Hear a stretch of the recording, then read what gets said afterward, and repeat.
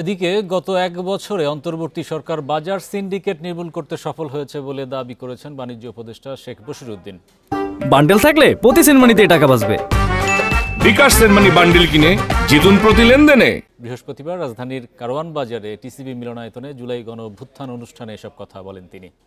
উপদেষ্টা জানান, বিগত সরকারের সময় সব খাতেই দুর্নীতি করা হয়েছে, বিশেষ করে আর্থিক খাতে লুটপাট করা হয়েছে সবচেয়ে বেশি।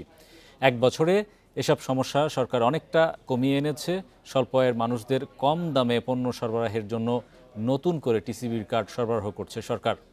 রপ্তানি আয়ও বেড়েছে। বিগত ৩২ মাসের মধ্যে সর্বোচ্চ রপ্তানি আয় গত মাসে এসেছে। প্রস্তাবিত সংস্কারসমূহ স্বল্প সময়ে শতভাগ বাস্তবায়ন করা না গেলেও উপযুক্ত রোডম্যাপ নিশ্চিত করার চেষ্টা চলছে বলেও জানান বাণিজ্য উপদেষ্টা।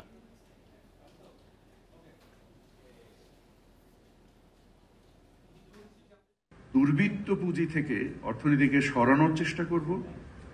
আমরা দেশের ব্যবসায়িক সক্ষমতা বৃদ্ধি করব, দেশে চাকরি সৃষ্টি করার জন্য বিনিয়োগের জন্য সহায়ক ভূমিকা পালন করব।